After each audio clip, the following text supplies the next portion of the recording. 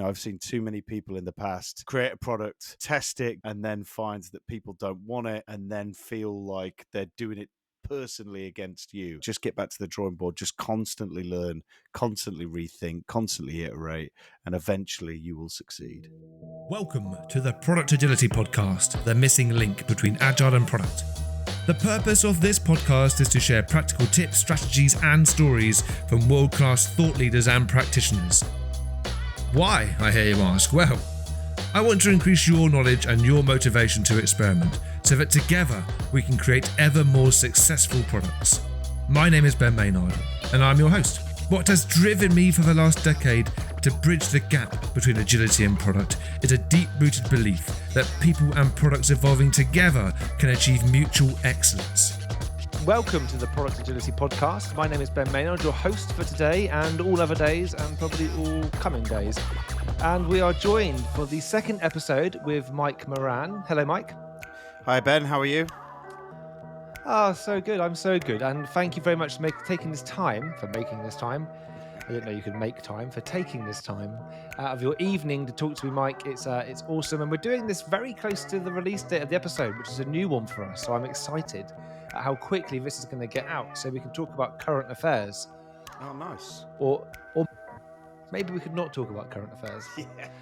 Because they're crap and they age like milk. But maybe what we could talk about is how do we take something from cradle to grave, whether it's a feature or a product. I think something that many of us struggle with, whether we are founders, whether we are product leaders, whether we're agile coaches or a development team, whether we're in marketing, is something's going to go from the beginning to an end. But who needs to be involved in what conversations and when? What types of techniques and tools and frameworks and approaches can we use, which makes sure that actually when we do get together, we're having really meaningful conversations that are just increasing the probability of our product being a success. And also then, well, how do we make sure that once it is out, we carry on talking, things continue going smoothly? Now, in our previous episode, Mike, it was an exploration of going from sales-led to product-focused. And so this is a nice adjunct to that. It nestles along quite nicely. Yeah, I think it does. Yeah. And it's a subject that I like hugely because I think it's really unique in terms of I really enjoy getting into the psychological aspect of people, and every good product really understands the psychology of its users. So it's I was something going to say, you said like you really got the psychology of people. But yeah, spoken like a true serial killer. That's it, yeah. Like the Jeffrey Dahmer of product. That needs to go on your LinkedIn. I am the Jeffrey Dahmer of products. I think it's a good tagline, but yeah, from a lot of my experience, Ben, from taking new features on new functions, that first part is one of the, if not the most critical part, understanding what you're looking at. And it could be a massive subject area. I remember when I worked at O2, we did some design sprints and used a lot of design thinking around fintech. And we started off doing a full design sprint, full 5-day design sprint, and not one person in the room really knew what fintech was or what the kind of opportunities were. And by the end of the week, we felt like we had a good understanding of what fintech was, but we also understood the problems that people were facing in that financial sector, whether it be getting finance, banking, all them kind of things. And there was loads of great product ideas that came out the back end of it. I think that's perhaps a topic which is often misunderstood or at least not explored enough, is when you are an SME, a subject matter expert in a particular domain. But often what that means is you've got a great deal of empathy for the users. And I think that's one thing that's maybe often overlooked, is that we talk about expertise, say, in fintech, but then being able to layer on that accuracy of empathetic understanding is hugely beneficial. Yeah, massive. And I think one of the things that's interesting about it is a lot of people struggle to take themselves out of the scenario. I think it's one of the best things you can learn as a product person, to be able to remove yourself from that empathy stage. It's very easy to think, well, why would you have that problem? But then you might be talking about a group or a persona that really is completely opposite to you.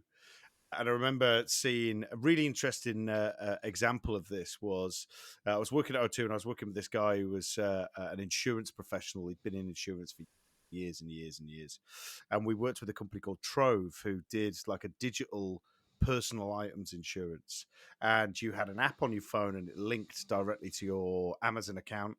And you could add things in there, but also things that you bought on Amazon automatically went in there. And when you could buy short-term insurance for each thing. So if you were sat at an airport, and they were very good at pinging you when you were at an airport, if you're sat at an airport waiting to go on a stag do, let's say, and you've got quite a nice smartwatch, but you could have a look on there and you could cover yourself for 5 days while you're away.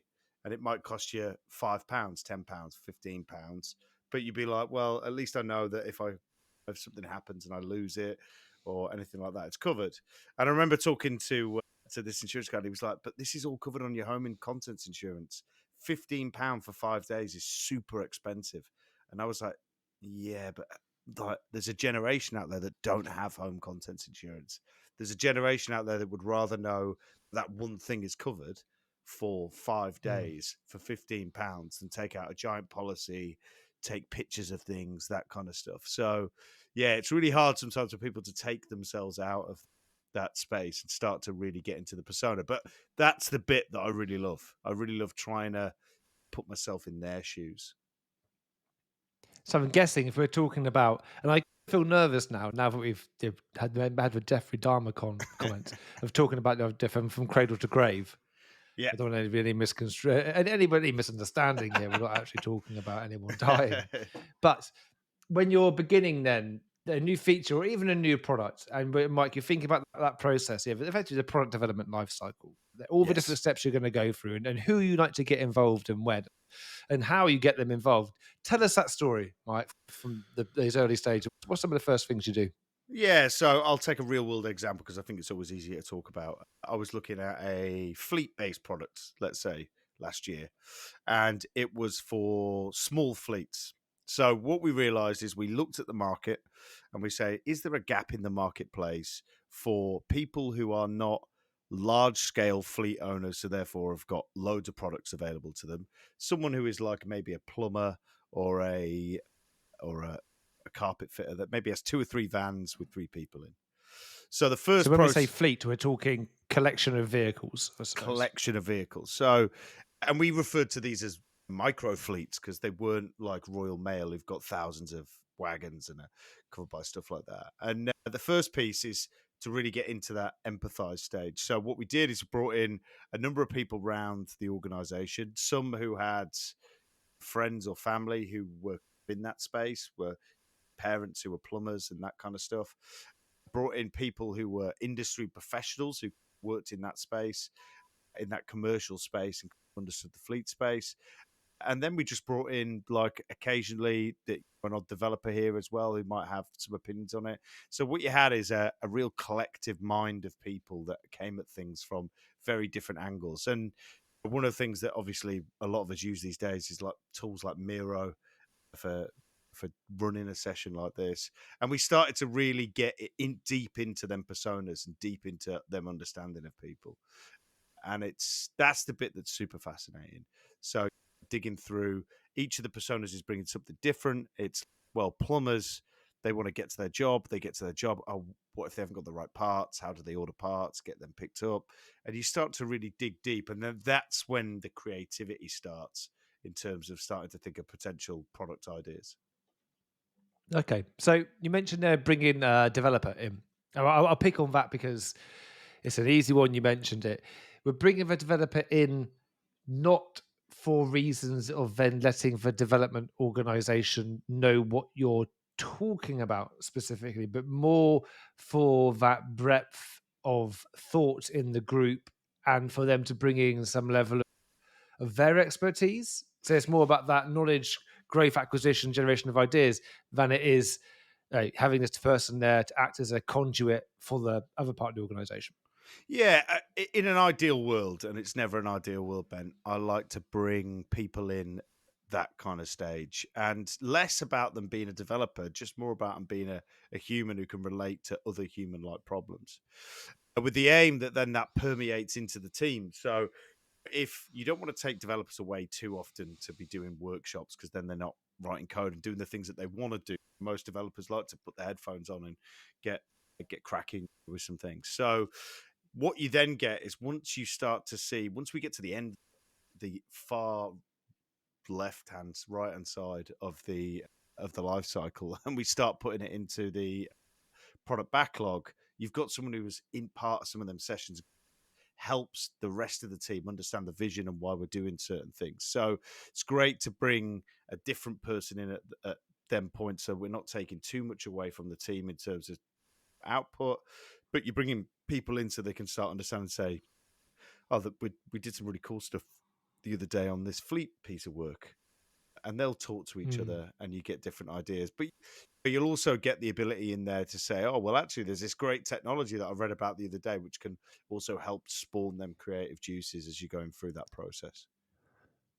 So what we're not saying here is bring in, and I think just to loop myself on there to make my job harder when it comes to the edit, we're not saying we're in this kind of false dichotomy where it's like you bring in all the developers or you bring in no one. What we're saying here is let's find someone, and maybe we pick, or maybe someone volunteers to come and be involved in the conversations. And then there is an element of when it does get to the backlog and the teams, the overhead for learning is somewhat decreased because there's somebody on the team who was on that journey somewhat and gets some of the motivation behind it. So they can help the team learn. So then what I'm guessing is then that time gap between those initial empathy, archaeology, discovery, creation element, and then it going in the backlog, there can't be too long a time between the two. Otherwise, that person's not going to have it in the forefront of their mind. I think you have to bring them along on the longer piece of the journey. So once we move past kind of the design thinking and ideation stage, and we've got a whole bunch of ideas, one of the things that I will go through in prioritizing them ideas that we've got is exactly that, prioritization, right? And it'll be value versus effort. So having someone in there with a tech background can also help input into that space. So they may come for an hour's session as part of Ideate, and they may come and add a bunch of good stuff in there. Then there may be a whole bunch of product management work that the product team take away and play with, maybe work with some designers for some screenshots from some of the ideas, and then you bring it back to the group. So most of the group that you bring together as part of that design thinking phase, they may not do this as a day-to-day job. So you bring them in, you get them to dedicate some time to it, but then you get them to go back, and then we as product people pick that stuff up, do some more work on it, and then bring them people back in. So we're not taking up too much of their time, but we're involving them at each of the stages. Then when we move to the second phase, which is super critical, one of my favorites of linking up together the design thinking with lean startup is we get the ability to then test some of them hypotheses. We become very hypothesis driven. If it was fleet management, for example, small fleets, and you were saying, well, we're building a plumbing app. If I could put in a list of parts that I need for a job and it searches all the different merchants where you can buy them and lets me know the cheapest price of the cheapest place I can get all the parts in one thing, that would be a massive help to a small business. And then we go into an experimentation phase where we will experiment with them hypothesis and the solutions that we think might fit them. Where in that journey to date has marketing been involved? So you would bring someone from sales or marketing in as part of the initial group. From a marketing perspective, depends how many resources you've got. From a product marketing perspective, usually I'd have a liaison who they may not be involved in the sessions, but I would keep them updated on what we're doing. So any good product marketer that I've worked with before always comes over and says, right, what's the roadmap? What are we doing in terms of discovery? What are we doing in terms of delivery? What are these things? And what are the touch points that I need to be involved in? So they might not directly be involved in some of the sessions, but they are a stakeholder that needs to be informed all the way through as we're going through, because they start to get ideas and they start to be able to help pull together that marketing material and also that kind of market validation for when we start putting together what might be our full benefits case for why we should go ahead with a certain feature or function or product. So I've really found it a struggle for some organizations to know when and how do marketing get involved? Mm. And I think maybe in some organizations, marketing was just maybe seen as like a silo department that receives stuff they would then you'd throw stuff over to them or those throw stuff over to you. But in the same way, that didn't work with the development teams saying it doesn't work. Well, we know it doesn't work with marketing. What's much better is bringing the right people along from those early stages. Yeah, definitely. I've seen loads of places where product will do a feature or a new product, get to the point where it's execution. I think you got a release date in maybe 3 sprints time. Then you like poke marketing and say, "Oh yeah, can you help us put some marketing materials together on it?" Like that can work. That's it. It can work in some scenarios, but it's better to get that involvement in from the start. Well, there's a huge amount of understanding about who's going to be buying it or Yes. using it. And if you're going to be marketing it, then surely that's useful information. Yeah, it's a bit like bringing in business analysis as well, right? You get business. One of the things about being a really good product person, I always find, is product people are quite positive and quite, yes, this is going to change the world. This is going to do this. That's what a lot of product people live for. And that's why I always find business analysis and product make a great team, because business analysis can tend to be more, they pull out the things that are, well, what if this happens? And you go, oh yeah, it's a very good point. Probably should think about that. What about if this happens? Oh yeah, that's a really good point. What if the prices change on the plumbing parts by the time someone gets there? And you go, oh yeah, how often do parts change? And then that can then form part of your experiment. If you were just left to me as a product person, I'd be like, is it technically feasible, and would it be useful that you could put in a list of parts and get a price for them? Yeah, it's completely technically feasible. Probably wouldn't think, how often do the parts price change? Chances are, if it was a plumbing example, parts wouldn't change prices. It's not the stock exchange. They're not chasing on a minute by minute basis. But if that was the case, it might not necessarily be viable. It's interesting you mentioned business analysis there, because the episode that's coming out after this one, in fact, is with a gentleman named Shane Hastie, who has written a book co-written a book called The Rock Crusher. Oh, wow. Which is about the important role analysis plays in product development, and actually how, and it is as a retort to the Agile world, which seems to have forgotten about business analysis or just analysis, and the Agile world, which really struggles to find a way to get good product expertise with design expertise in as well. His book is about how you get those right people involved. And it's just nice that you mention it as an ex-business analyst. It's something, So, Ben, I was just going to say, I'd be interested to read that, because I am a big advocate for business analysts. And I hated that kind of that Agile period we went through, where it was like, everyone convert business analysts to product owners. And you're like, don't do that. Just don't do it. Like, the job they do is amazing. It doesn't need to turn into being a product owner. That's not like the next step. I'm a business analyst. My next career step, product owner. They're two separate disciplines.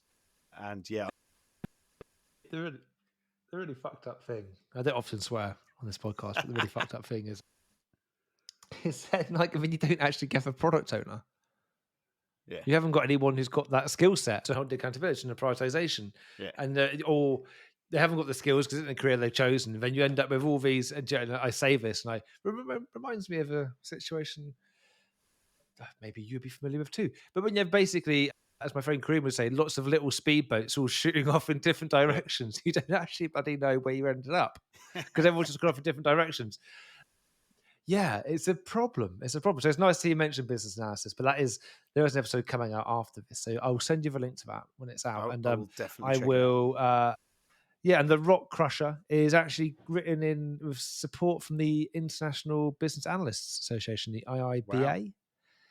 So yeah, it's a good read. It's a good read, and I think if you're a fan of business analysis, then you'll like Shane's book. Anyway, let's get back on track though. So we've got marketing involved. We've got some people from development involved. We've done through some design sprint. We've done a design sprint. We've prioritized things. We've then factored in some lean startup ideas to come up with some hypotheses, which are then looking to test before we really invest in creating it. Like, Then what, Mike? So once we get through the lean startup phase, so a lot of testing and a lot of experiments. One of the things that's really important is making sure your experiments are right.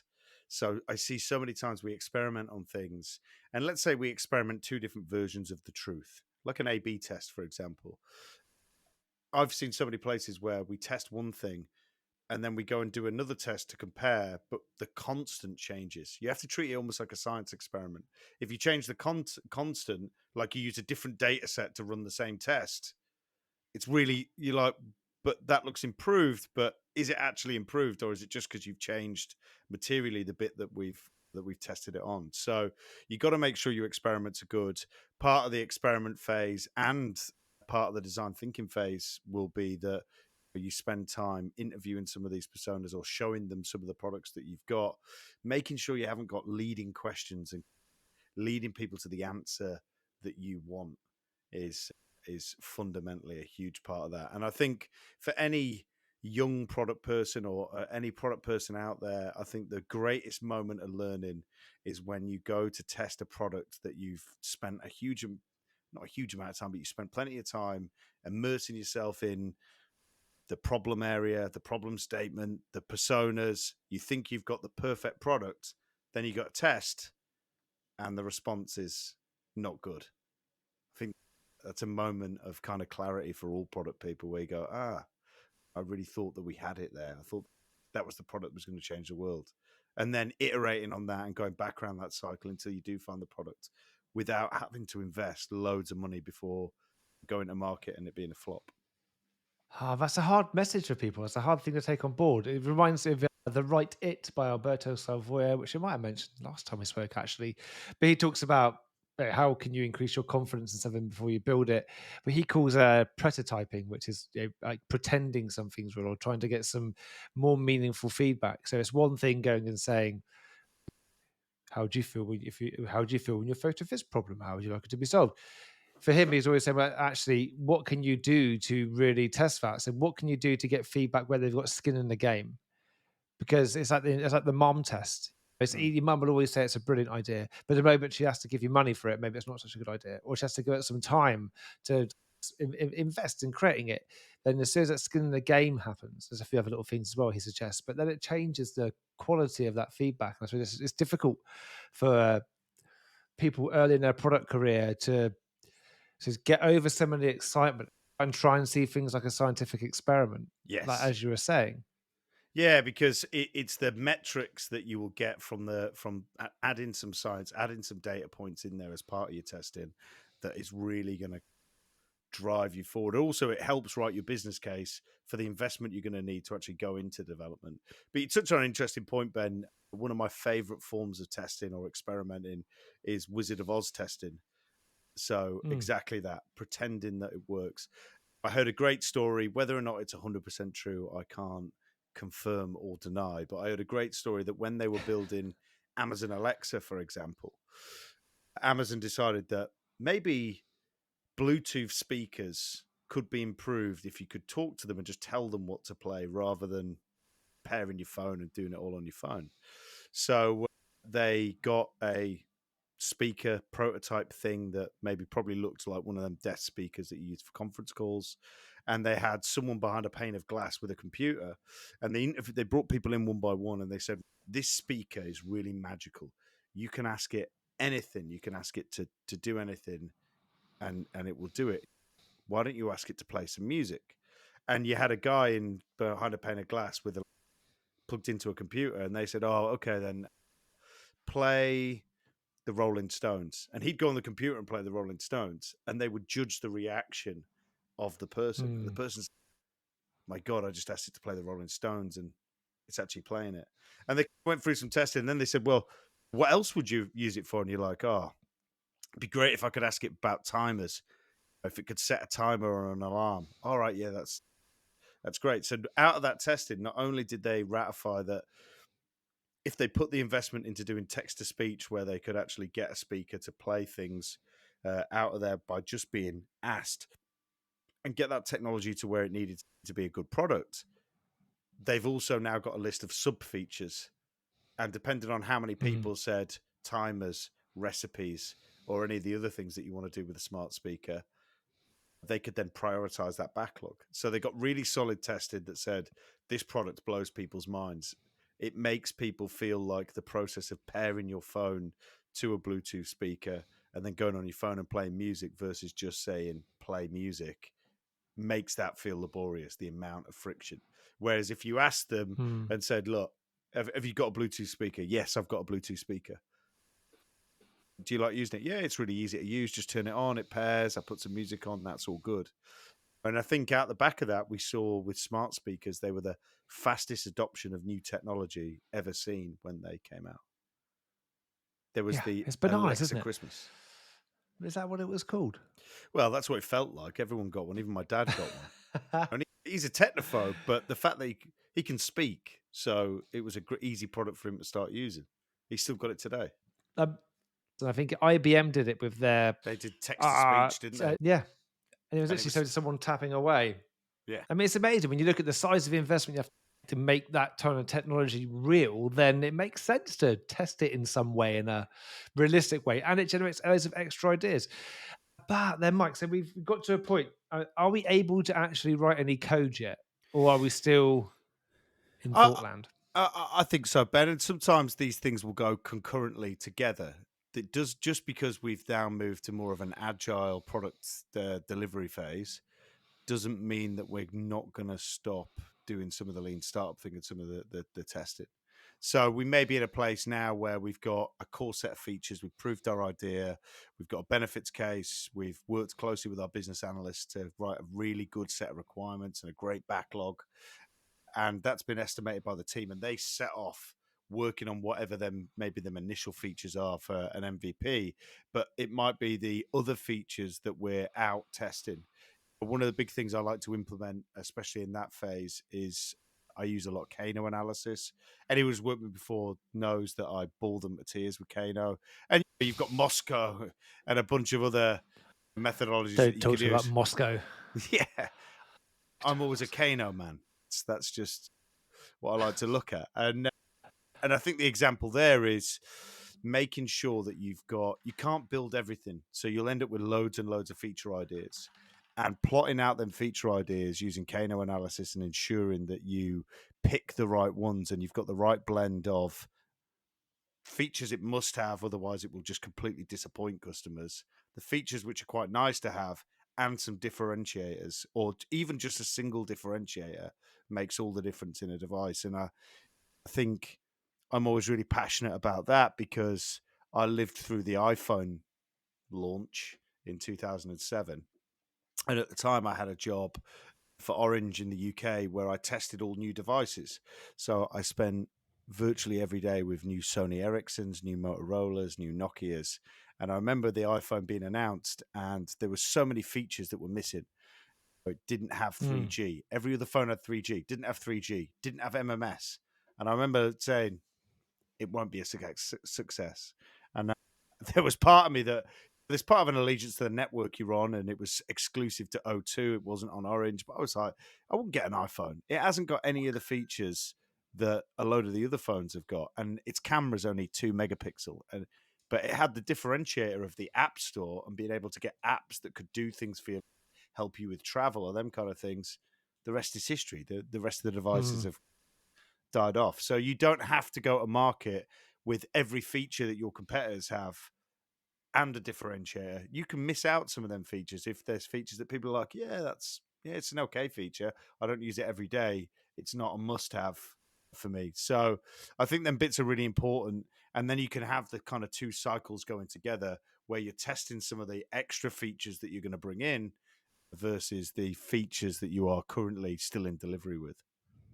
It reminds me, and I was just looking for the person's name, but there's a lady who I interviewed at the Productize conference who's the product manager for Chrome, who uses the Kah-No model a lot, and how they are prioritizing for joy, and how they've kind of come up with a calculation to calculate what does joy really mean, and what does it look like, and it's really fascinating, and it is available on our podcast. I will dig up her name in a second because it was a really fascinating, very short episode about how they still use it. And I remember she said to me at the time, I use the Kano model.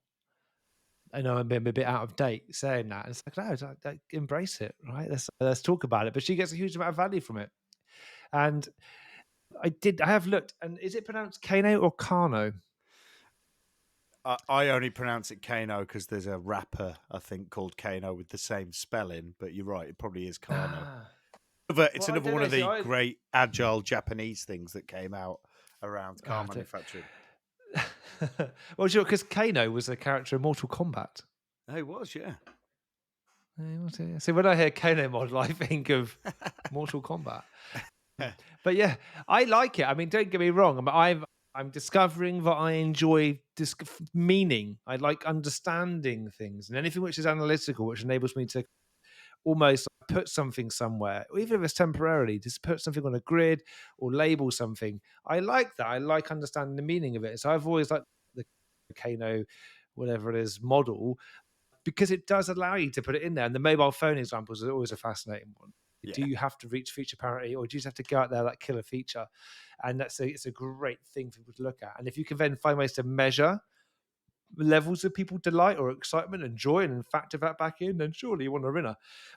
But one thing I wanted to delve into, I know we haven't got a huge amount of time left, but there's lots of agitation between the agile development teams and product, and how it all comes together. And the way you explained it all felt like, it's just smooths in like a nice wave. But so what have you found makes for a successful interface between the two worlds? So this is where, when we were talking before, Ben, about bringing people in and keeping people updated about things that are going on, there's some things that are really great to do. I think sometimes, especially if you've got a product owner or product manager with a dedicated team that looks after the product area, right? So let's say you're going for the tribes model, and we've got a tribe that works on, I don't know, identity or something like that. I think it's worth sometimes as well the product manager articulating in stand up the activities that they're doing. Now, I don't know if it's the right or wrong thing to think. My personal opinion is, if I've got product managers that spend all of their day with the agile development team, like almost hand holding, they're having to talk about every ticket all day long, then we're doing something really wrong. The stand up in the morning is a great place to go, answer any questions that come in, find out whether there's anything that could be blockers, where you as the product manager need to either go speak to someone else to try and help clear them blockers, or work closely with the team to undo them blockers. But then after that, your day should be freed up to be going and doing stakeholder management, going and testing and learning about new feature sets, prioritizing your roadmap, any of that kind of stuff. So I think by bringing people in at all the different stages, it leads for a less frictioned kind of environment, because you always get that friction. You never won't get it. But I find if you've done everything, all the upfront bits on your own, and then you go into the squad and you say, this is the thing that we're going to do. And the first question is, quite rightly so, well, why are we doing this? What's it about? What's the vision about? And sometimes you may have spent a large amount of time kind of preparing all these things, and then you're finding yourself having to take, maybe to explain to the team why we're doing it so they can get behind it. And that's a huge amount of overhead then. You don't want to get down to getting to your first sprint and having to take effectively like a sprint zero type exercise, where actually we're just doing tons and tons of meetings. So what I like to do is I like to keep people informed as you go through, so that they know these kind of things are coming up. They've got some kind of knowledge. Drop it into things. We get towards like sprint reviews. As the product manager, give something back to the team. Say, do you know what I've been looking at over this last couple of weeks? I've been looking at how we might move into the world of fintech, or whatever it might be that we're doing. So you pre-preparing it. And then when you go from, we've tested a bunch of stuff, we're actually going to write some code and start producing a feature, that's when I always organize a kickoff session, try and get pizzas, try and get people in the flesh. And then I think the product management team, maybe even bring in some of the external stakeholders. So if we're in an organization that's got sales, I'll say, look, you're the sales guy who's been talking to 3 customers about this thing and why it's super important. Can you come to this session? Or even an external speaker, if you've got a customer that's that was the one who raised the problem and said, I'd really like a product that does X, bring them into the space. And then hopefully in a single day, you can bring everyone up to speed to where you are. And then when the tickets start coming in, yes, you'll get the friction of, well, how are we going to buy it? What's our build patterns? What are all these kind of tech things? But everyone should be really clued up on why we're doing it and what's important about it. And also be really enthused, right? There's nothing worse than a development team building something that they think this is a completely waste of time. Why are we building this? You want to get them excited and get them on the journey. I wonder that in doing what you suggest, and I'm not at all challenging it, it's very similar to what I have done and will continue to do because I think it works. And what I find fascinating is that we've spoken about the stuff, the physical stuff you can see, the knowledge sharing, the learning, the building of empathy. But the magic thing I think between all of us is actually you're creating a dynamic, like an organizational dynamic, so that people know different communication styles, what people like, what they don't like. You're giving people some common connection on certain things. You're enabling people to get to know each other, perhaps on the coffee breaks or something else, to create those connections and help make the dynamics so that you can actually communicate with ease rather than it be all janky and saying, well, here you go, here's the stuff you've got to go and work on. And I'm like, well, thanks. And yeah, with no like stroking of your back or like nothing, just like, here you go, have it. And then that makes people feel like shit because they're like, well, you don't respect me. How am I supposed to work with this? And then you're just going to work to whatever you think you need to put out there. You're not going to be infused or motivated. And some of that is that they're lining on the why. But so much of it is just that dynamics, it's that invisible stuff, which kind of keeps everything moving, which I think from what you're saying is you're helping to create that with the pulling in of the right people at the right time. I think one of the places where I saw this, and it was a bit of an epiphany moment, when I worked for O2 and we worked on a product called O2 Drive, we had a core team on the kind of business and marketing side, of which being the product person you were involved in. So you went to them sessions and you would work with the director of the digital area and they'd say, these are our targets for where we want to get to in terms of users and all that kind of stuff. And we had a head of product marketing. So I'd work really closely. A woman called Elizabeth Ponsford, brilliant. We used to work together on these are the messaging. This is how we're going to put it out there. I'd work with the team on these are the ideas that we've had for features. And then O2 was a beautifully positioned place in terms of how the building worked. You had business on one side of the office and kind of engineering and that kind of stuff on the other side of the office. And there was a bridge that kind of joined the two. And as the product person, I'd be the person who was backwards and forwards between what was the engineers and the developers and the kind of business side of things. And it was a really, big building. And we had a Costa coffee down at the bottom. And you could stand on each floor and you could see right down into kind of the little foyer bit. And I remember looking down and seeing 4 members of the O2 Drive team stood in the queue for coffee with about 3 of the developers who build the product. The product's been going for 18 months, 2 years. And they stood in a queue and it was the moment I realized they don't know who each other is. They all spend every day working towards the same goals. They're stood in a queue and don't know who they are. And then that was a piece where you go, this would be a lot more simple if they knew exactly who each other was. So when I talked to the development team, I say, look, I've been talking to Elizabeth and I actually think this is a really good idea. And they're like, who's Elizabeth? And you're like, oh, well. So we started doing more where we invited them guys because one of the things that you had is we were technically different business areas as well. So in that kind of large scale corporate environment, the engineers were part of an IT delivery piece that you pay wooden dollars to get a team.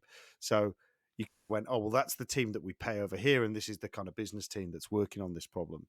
Once you start to break them barriers down, it definitely helps a huge amount more. And you get more from it because you've got more people who are engrossed in the product, sharing their ideas and their thoughts about how you can improve it and move it forward. Love it. It reminds me of the conversation I had with Shane of this episode coming up next, where he says, as an analyst or a product person, then you should, and excuse the metaphor, it weirdly overlaps what you were saying, but it to be a bridge, not a ferry. All the time Yeah. you're taking information from one shore and giving it to the other, then you're always in situations where both inhabitants of both shores can be standing next to each other and never know. If you can make yourself a bridge so that people can come across and actually meet in the middle, then that's the goal of what we're trying to achieve with all of this. And Mike, we are at time. Sadly, I thought we could keep going for a bit longer, but we have got to the end of a nice episode, I feel. And let me try and do a recap. Let me see if I can get this right. So we spoke about, effectively, it's a product development life cycle, but how do we take something from cradle to grave? We're going to brush over the serial killer statements. We don't want to go there. But we spoke about how, where you start when we talk about coming up with ideas and building empathy and getting the right people on the journey. When we're moving into, you were saying in your experience, you enjoyed doing design sprints and then use value and effort matrices to understand which work is going to be prioritized. And then about how do we kind of experiment and we understand whether or not these hypotheses that we've created about what we think could be good features, how do we prove or disprove them? How do we get data which can then go into our business case? You then also went on to explain how use things like the Kano model to then prioritize your features and look for the things that are going to delight people, and then how we look to help create a good interface between product and the agile development teams, even if they are in a separate part of the organization, so that actually, yes, they understand the why, but they also understand some of what's on the backlog. Some, maybe not all of them do, but importantly, and this is where we got to that last moment, is the dynamics. You've built some core dynamics there which enable people to communicate easily and without fear. And I think for me, that's one of the best things. And one of the things I'm taking away from everything you said, Mike, is what can we do to create environments where the dynamics are such that people can communicate freely and easily and without fear. Because I think if we can do that, then all the different, doesn't matter how the organization is structured, how we're handing things over, then surely we're on the path to success. Absolutely, Ben. So, Mike, thank you so much for your time. As always, we'll put your LinkedIn details into the show notes. Before we end, is there any closing thoughts you'd like to share? No, just, well, there is actually, Ben. Yeah, I would say never stop learning and never think what people want, and always be willing to embrace when you find out that people don't like the product that you've designed. See it as a great learning step rather than take offense to it. I've seen too many people in the past create a product, test it, go through these kind of cycles, and then find that people don't want it, and then feel like they're doing it personally against you.